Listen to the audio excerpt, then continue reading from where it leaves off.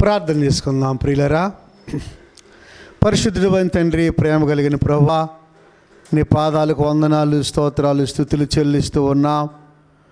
నీ దయను బట్టి, నీ కృపను బట్టి మరొక పర్యాయము నాయన నీ సువార్తను ప్రకటించడానికి మీరిచ్చిన అవకాశాన్ని బట్టి వందనాలు చెల్లిస్తూ ఉన్నాం.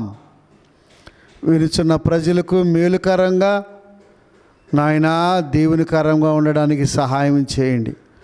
నన్ను మీ సిలువ చాటును మరుగుపరుచుకొని మీరే మాట్లాడి మహిమ పొందమని. ప్రభా, పాపినయ్యా, ఇందుకు పనికిరాని వాడిని, ఏమాత్రము యోగ్యుడిని కాదు ప్రభా. కేవలం నీ కృపే నైనా ఈ వాక్యం ద్వారా మేమందరము మేలు పొందుకోవటానికి సహాయం చేయమని యేసు నామములో అడుగుచున్నాము తండ్రి, ఆమేన్. చూడండి ప్రియులరా, ఈరోజు మన పాఠ్య భాగము ఎఫెసీయులకు రాసిన పత్రిక 5వ అధ్యాయము 15వ వచనం నుండి మనము చదువుకుందాం. ఎఫెసీయులకు రాసిన పత్రిక 5వ అధ్యాయము 15వ వచనం. దినములు చెడ్డవి గనుక మీరు సమయమును పోనీయక సద్వినియోగము చేసుకొనుచు అజ్ఞానుల వలె కాక జ్ఞానుల వలె నడుచుకున్నట్లు జాగ్రత్తగా చూచుకొనుడి. ఇందు నిమిత్తము మీరు అవివేకులు కాక ప్రభు యొక్క చిత్తమేమిటో గ్రహించుకునుడి. మరియు మద్యముతో మత్తులయుండుకుడి, దానిలో దుర్వ్యాపారము కలదు, అయితే ఆత్మపూర్ణులై ఉండుడి. చూడండి ప్రియులరా, రక్షించబడిన తర్వాత మనము దినదినము ఎలా ఉండాలంటే ఆత్మపూర్ణులు అయి ముందుకు సాగాలి.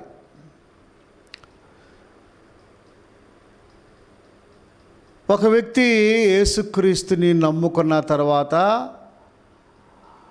అతడు దేవుని ఆత్మ చేత బలపడుతూ ఉండాలి.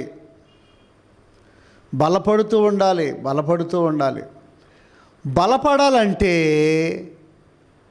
సమయం విషయంలో బహు జాగ్రత్త కలిగి ఉండాలి. టైము చాలా విలువైంది. చూడండి ప్రియులరా, ఎంత విలువైనదంటే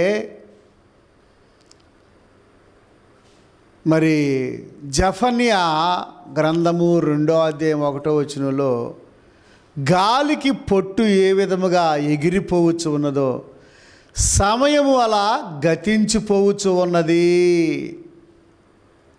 అనే మాటను మనము జెఫన్యా గ్రంథంలో చూస్తాం. ప్రవక్త అయిన జెఫన్యా ఆ మాట తెలియచేస్తూ ఉన్నాడు, ఆత్మచేత ఆత్మపూర్ణుడై. అట్లాగే ప్రియులరా, మానవులమైన మన దైనందిక జీవితంలో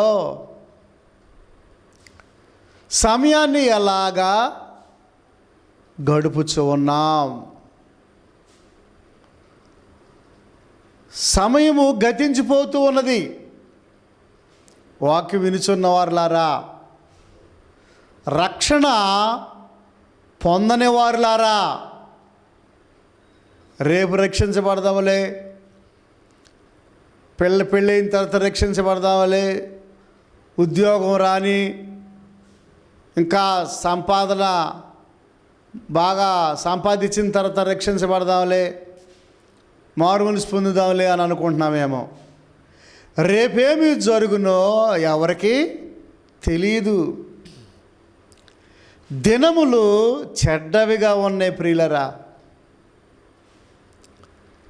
కనుక నేడే రక్షణ దినము అంటే చూడండి, సమయాన్ని ఎంత చక్కగా దేవుడు దానికి ఎంత విలువిస్తూ ఉన్నాడు. నేడే నీవు నాతో కూడా పరదేశులో ఉందువు. సమయాన్ని గుర్తెరిగి సిలువలో ఉన్న ఒక దొంగ ఇడిదిరిగి చచ్చిపోతున్నాను, నిజంగా నా ఆత్మకి మేలు జరగాలంటే లోకరక్షకుడైన యేసు ప్రభుని నమ్ముకోవాల్సిందే, లోబడాల్సిందే, వెంబడించాల్సిందే, దిద్దుకోవాల్సిందే, సరిచేసుకోవాల్సిందే, క్షమాపణ అడగాల్సిందే అని గుర్తెరిగాడు సిలువలో ఉన్న దొంగ. సోదరుడా, నువ్వు గుర్తెరగవే? ఎంత సమయం నువ్వు వ్యర్థం చేస్తున్నావు? ఎన్ని రోజులు కాలయాపన చేస్తూ నిర్లక్ష్యం చేస్తున్నావు?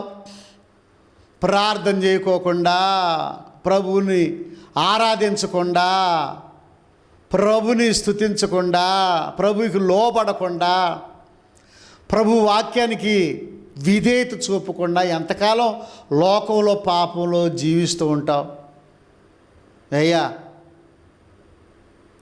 సమయమును పోనీయక సద్వినియోగము చేసుకొనుచు. కారణం ఏంటి? దినములు చెడ్డవిగా ఉన్నాయి. ఈ నేటి దినాల్లో అంత మోసం, డబ్బు మోసం జరుగుతుంది. 10 రూపాయల వడ్డీ, 5 రూపాయల వడ్డీ. ఏమండి, ఎంత డబ్బు కొరకు పరుగులెత్తుతూ ఉన్నారు జనం. ప్రియులరా, జాగ్రత్త. వడ్డీలకి ఇచ్చు వారి యొక్క ఇల్లు కాలిపోవును అని ఉంది బైబిల్లో. వడ్డీలకి ఇచ్చు వారి యొక్క ఇల్లు, వాళ్ళ సమయాన్ని దేని కొరకు వినియోగిస్తూ ఉన్నారు? స్వలాభం కొరకు, స్వార్థం కొరకు, ధనాపేక్ష పరులై దేవుడిచ్చిన సమయాన్ని దేవునికి ఖర్చు చేయకుండా, దేవుడిచ్చిన ఆరోగ్యము దేవుడికి ఖర్చు చేయకుండా, దేవుడిచ్చినటువంటి తెలివితేటలు, జ్ఞానము దేవుని సన్నిధిలోకి ఉపయోగించుకోకుండా, నీ ఇష్టానుసారంగా నీవు ధనాపేక్ష పొర్రాలువై వడ్డీలకి ఇస్తూ, పాపం చేస్తూ,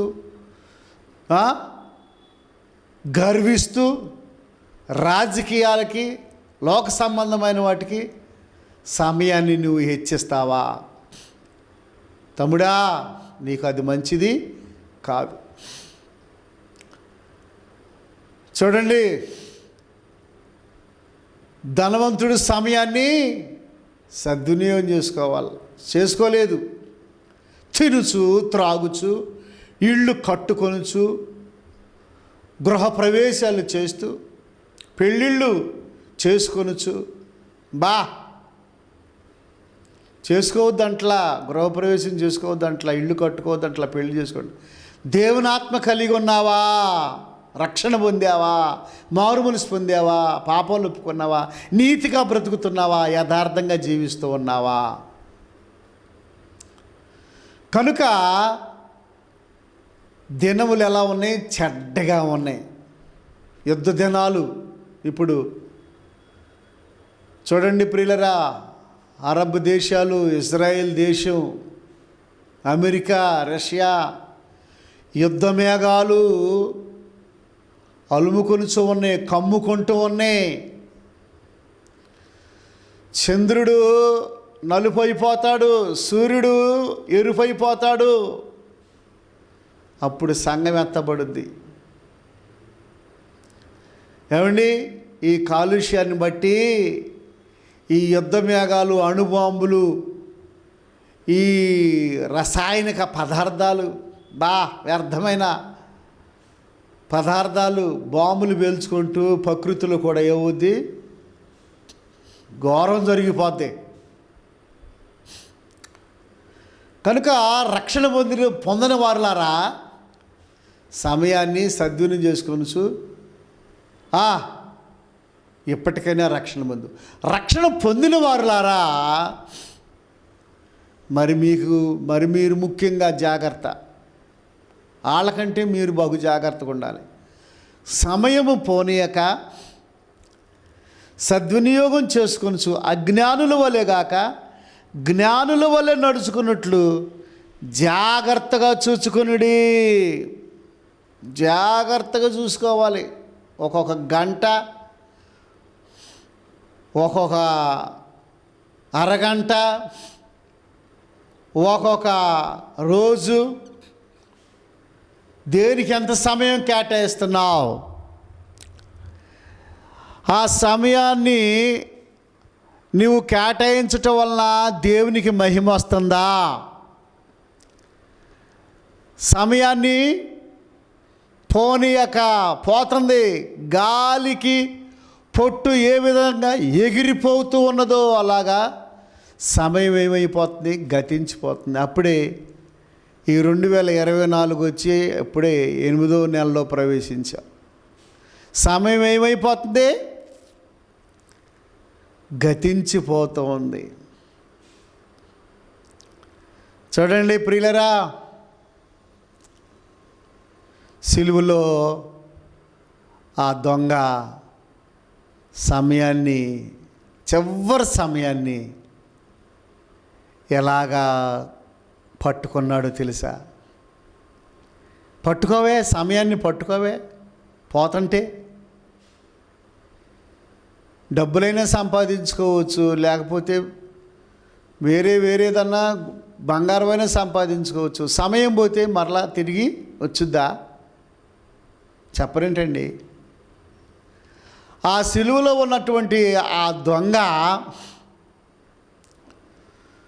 సమయాన్ని జాగ్రత్తగా ఏం చేశాడు అంటే చాలా పాడు చేసుకున్నాడు. కానీ చివరి సమయాన్ని ఏం చేశాడు? తన ఆత్మని, తన శరీరాన్ని, తన ప్రాణాన్ని దేవునికి అంకితం చేశాడు. దేవా, నేను పాపినయ్యా, దయతో నన్ను క్షమించయ్యా, నా పాపాలు క్షమించయ్యా, నన్ను నీవు నీ రాజ్యముతో వచ్చినప్పుడు నన్ను కూడా జ్ఞాపకము చేసుకో అయ్యా అని చిన్న పశ్చాత్తాపంతో కూడిన ప్రార్థన చేశాడు. బుద్ధి వచ్చింది, బుద్ధి తెచ్చుకున్నాడు. అజ్ఞానం తొలగిపోయింది, జ్ఞానం తెచ్చుకున్నాడు. అవివేకం తొలగిపోయింది, వివేకం తెచ్చుకున్నాడు. జాగ్రత్త పడ్డాడు. సోదరుడా, నీలో ఇంకా అజ్ఞానమే వెలుబడి చేస్తుందా? ఎందుకయ్యా తాగుడు? ఎందుకయ్యా ఆ పానుపాగరాగలు ఎందుకు? ఆ గుడంబాలు ఎందుకు? ఆ కైనీలు ఎందుకు? ఆ సినిమాలు ఎందుకు? ఆ సీరియల్స్ ఎందుకు? ఆ అచ్చనికెళ్ళ ఆట ఎందుకు? ఆ వ్యర్థమైన సెల్ ఫోన్లో ఆటలు ఎందుకు? సెల్ ఫోన్లో ఆ వ్యర్థమైనవి చూడటము ఎందుకు?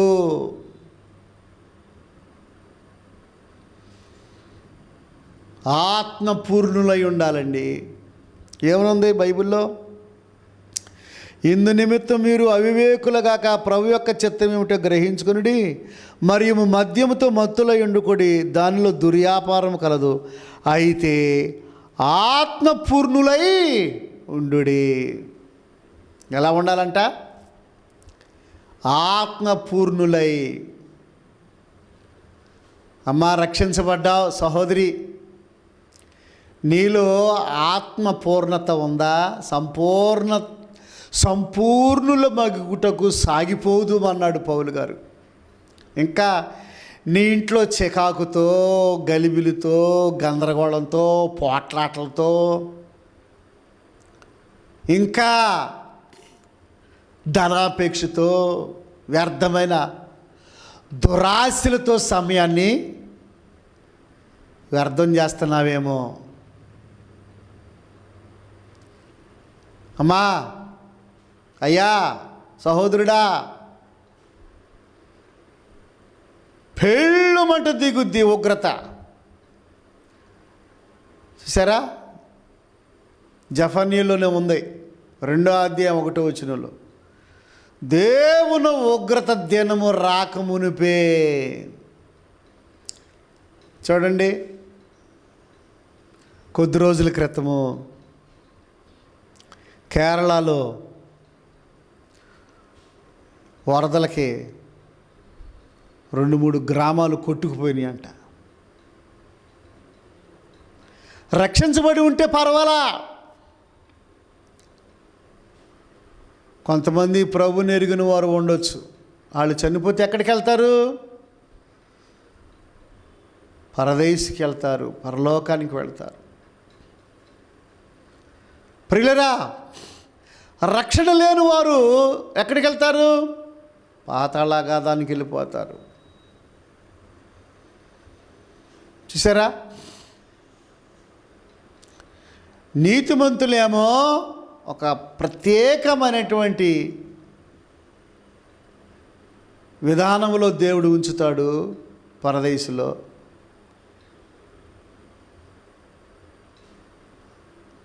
నీతి లేకుండా వారి ఇష్టానుసారంగా జీవిస్తే వారు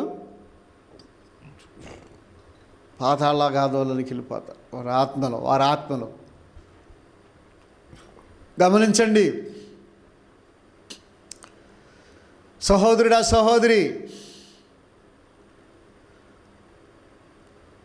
ఏ రోజు ఏమి సంభవించినో ఎవరికి తెలుస్తుంది? ఏ రోజు ఏమి సంభవించినో ఎవరికి తెలియదు. రేపేమి సంభవించినో. తెస్సలోనికలు రాసిన పత్రికలో ఏముంది? గర్భిణీ స్త్రీకి ప్రసవ వేదన ఎప్పుడు వచ్చునో తెలియదు. అలాగ ఉంటుందంట దేవుని రాకడ. రాత్రి వేళ దొంగవాడు ఎప్పుడు వచ్చునో తెలుసునా? నువ్వు నిద్రపోతూ ఉంటావు. అలా ఉంటుందంట ఆయన రాకడ. కనుక ప్రభునందు ప్రియ దేవుని పిల్లరా, నీవు ఆత్మపూర్ణుడుగా నడుచుకోవాలి. ప్రతిరోజు దేవుని వాక్యాన్ని ధ్యానిస్తూ ఉండాలి. దేవారాత్రులు యెహోవా ధర్మశాస్త్రమును ధ్యానించువాడు ధన్యుడు. అతడు నీటి కాలంలో ఎవరినో నాటబడిన వాడై ఆకు వాడక తన కాలమందు ఫలమిచ్చు చెట్టు వలె. ఎలాగంట? సమయాన్ని పగలు రాత్రి దేవారాత్రులు యెహోవా ధర్మశాస్త్రాన్ని ధ్యానించుచు, అంటే దాని ప్రకారంగా జీవించుచు. ఊరినే చదువుకుంటే వెళ్ళటం కాదు, ఎలా ప్రసంగం చేయాలి అని చదవకూడదు. నా పాపములు ఏమై ఉన్నవో వాటిని నేను ఒప్పుకోనాలి అనే ఆలోచనలతో బైబిల్ చదవాలి. ఈ రోజుల్లో సహోదరుడా, సహోదరి, బైబిల్ నామకార్థంగా చదివితే, నామకార్థంగా బోధిస్తే, నామకార్థంగా అలవాటు ప్రకారంగా ఆచార ప్రకారంగా నీవు బైబిల్ని చదివిన దానివల్ల ప్రయోజనము లేదు. కనుక కీర్తనల గ్రంథం 1వ కీర్తనలో వ్రాయబడి ఉంది కదా, దుష్టుల ఆలోచన చొప్పున నడువక, పాపుల మార్గమున నిలువక, అపహాసకులు కూర్చుండు చోటు కూర్చుండక, యెహోవా ధర్మశాస్త్రమునందు దేవారాత్రులు రాత్రింబగళ్ళలో. అపవాది కూడా రాత్రింబగళ్ళు దేవునికి మన మీద ఫిర్యాదు చేస్తూ ఉంటుందంట. వాడికి కూడా తెలిసిపోయింది సమయం కొంచెంగా ఉంది, ఎవరిని మృంగుదునా అని గర్జించు సింహం వలె వాడు వెతుకుచూ తిరుగులాడుచూ ఉన్నాడని బైబిల్లో స్పష్టంగా వ్రాయబడి ఉంది. ఆడి మింగాడనుకో ఇక అవుట్. ప్రభునందు ప్రియ దేవుని పిల్లరా, ఎవరిని మృంగుదుమా? గర్జించు సింహం వలె వాడు వెతుకుచూ తిరుగులాడుచూ ఉన్నాడు. హబక్కుకు గ్రంథంలో ఉంది, వాడు వల వేసి గుచ్చి లాగి భుజం మీద వేసుకుని గంతులు వేసుకుంటూ వెళ్తూ ఉన్నాడంట. వల, నెట్టో, సెల్ ఫోను, ఇంకా మిగతా కార్యక్రమాలు. వల వేసాడు, గుచ్చాడు, నిన్ను లాగాడు, భుజం మీద వేసుకొని గంతులు వేసుకుంటే వెళుతూ ఉన్నాడు. ఆహా, దొరికిందిరా చేప, దొరికిందిరా, దొరికాడు రైడు. అమ్మా, ఎక్కడ వీక్గా ఉండమాకే, ఎక్కడ నీవు బలహీనుడిగా ఉండమాకే, ఎక్కడ నీవు అవిధేయుడిగా ఉండమాక, ఎక్కడ నీవు అజ్ఞానంగా నడుచుకోమాకే. సమయం లేదు. దేవుడు కూడా ఒకటో రోజు ఒక పని చేశాడు, రెండో రోజు ఇంకో పని, మూడో రోజు, నాలుగో రోజు, ఐదో రోజు, ఆరో రోజు, ఏడో రోజు విశ్రాంతి తీసుకున్నాడు. 6 రోజులు కష్టపడ్డాడే. పని పాట లేకుండా ఎందుకు అటు ఇటు తిరుగుతూ ఉంటావు సోదరుడా? కుటుంబంలో తల్లిదండ్రుల మాట ఎన్నుకోకుండా నీవు లెక్కలేనితనంగా ఓ విశ్వాసి సేవకులకి నీవు అపనమ్మకస్తుడిగా ఉంటూ ఏం సాధిద్దామని. కనుక సమయమును పోనీయక నువ్వేం చేయాలి? సద్వినియోగము. ఎలాగా? మందిరానికి వెళ్ళుచు చక్కగా బుధవారము శనివారము ఉపవాస ప్రార్థన చేస్తూ,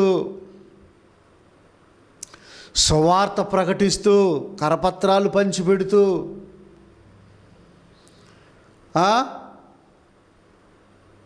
సహవాసంలో పాల్గొంటూ, ఇంకా నశించిపోతున్నటువంటి ఆత్మల కొరకై భారం కలిగి ప్రార్థన చేస్తూ నువ్వు ఎలా ఉండాలి? సమయాన్ని దాని కొరకు ఉపయోగించాలి. ఆత్మపూర్ణులై ఉండుడి. ఆత్మపూర్ణులై ఉండాలమ్మా. దావీదు ఆత్మపూర్ణుడై ఉన్నాడు. పౌలు గారు ఆత్మపూర్ణులై ఉండారు.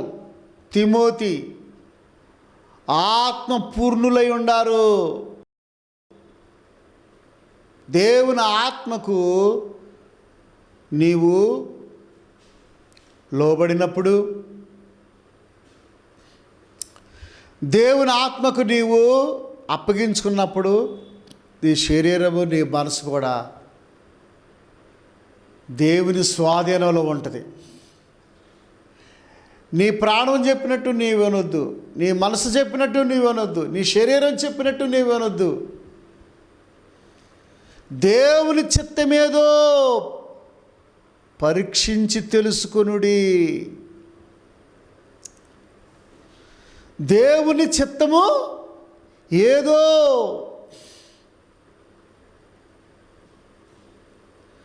పరీక్షించి తెలుసుకొనుడి. పరీక్షించు. ఈ సమయంలో నేనేం చేయాలి? ఈ సమయంలో నేనేం ఎలాగా ఈ సమయాన్ని ప్రభు కొరకు ఎలా ఉపయోగించాలి? ఈ గంట, ఈ దినము ఎలాగను మనము దేవుని మహిమార్థమై జీవించాలి. నీ నోటి మాటలు, నీ యొక్క కంటి చూపు, నీ తలంపులు, నీ ఊహలు, నీ ఆలోచన వ్యవస్థ అన్నీ కూడా దేవునికి స్వాధీనం చేసుకో.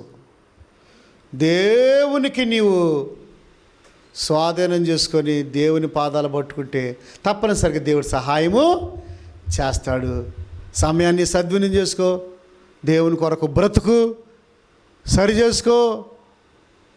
దేవుడు ఎంతో సమయం ఇస్తున్నాడు నీ జీవితానికి, ఎంతో సమయం ఇస్తున్నాడండి. చూసారా, దేవుడు ఒక ఉపమానం చెప్పారు కదా, ఏమని?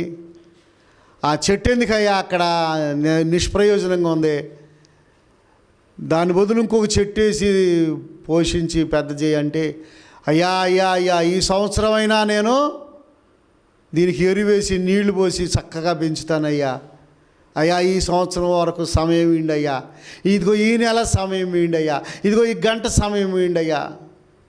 సరే ప్రియులరా, ఓసారి ఆ హార్ట్ అటాక్ వచ్చినప్పుడు గోల్డెన్ అవర్ ఉంటుంది, అంటే 1 గంట ముందు మీరు తీసుకొస్తే ఈ వ్యక్తి బ్రతికేవాడండి. చాలా లేట్ అయిపోయిందండి. నీ ఆత్మీయతను కూడా నీవు అలాగనే నీవు నిర్లక్ష్యం చేసుకుంటే దేవుడు క్షమిస్తాడా? కనుక సమయాన్ని సద్వినియోగం చేసుకో, దేవుని పాదాలు పట్టుకో. ఎక్కడైనా ఈరోజైనా ఈ వాక్యం వినుచున్నటువంటి ఓ తల్లి, ఓ సహోదరుడా, ఇప్పటికైనా దేవుడు ఈ మాటల ద్వారా నీతో మాట్లాడుతున్నాడేమో, ఏమో ఒక అవకాశం ఇచ్చాడేమో. ఇప్పుడే నీవు తీర్మానం చేసుకో, దేవుని కొరకు బ్రతుకు, సమర్పించుకో. ప్రార్థన చేసుకుందాం. పరిశుద్ధుడైన తండ్రి, ప్రేమ కలిగిన ప్రభువా, నీకు వందనాలు. సమయమును పోనీయక సద్వినియోగం చేసుకొనుచు అజ్ఞానుల వలెగాక జ్ఞానం కలిగి నడుచుకోమని చక్కగా పౌలు గారు హెచ్చరికలు చేశారు నాయన. ఈ మాటలు ప్రభువా మేము తెలుసుకొని ఉన్నాం దేవా. ఎవరైతే ఈ మాటలు వింటూ ఉన్నారో వారందరూ సమయాన్ని సద్వినియోగం చేసుకొనుచు ప్రభువా నీ యొక్క సన్నిధిలో దేవారాత్రులు గడిపే భాగ్యము దయచేయండి. పరిచర్యను దీవించి మీ నామానికి మహిమ తెచ్చుకోమని, ఈ ఎలోహిం టీవీ పరిచర్యను కూడా ఆశీర్వదించి బ్రదర్ గారిని, వారి కుటుంబాన్ని బ్లెస్ చేయమని, ఈ ఛానల్ పరిచర్య అంచెలంచెలుగా వర్ధిల్లింప చేయమని యేసు నామములో అడుగుచున్నాము తండ్రి, ఆమేన్. మన తండ్రి అయిన దేవుని యొక్క ప్రేమ, కుమారుడైన యేసుక్రీస్తు ప్రభువారి యొక్క కృప, పరిశుద్ధాత్మని యొక్క అన్యోన్య సహవాసం, అందలానందము కూడిన మనకు సకల పరిశుద్ధులకు సదాకాలము తోడైండునుగాక. ఆమేన్. God bless you. దేవుడు మిమ్మల్ని దీవించునుగాక.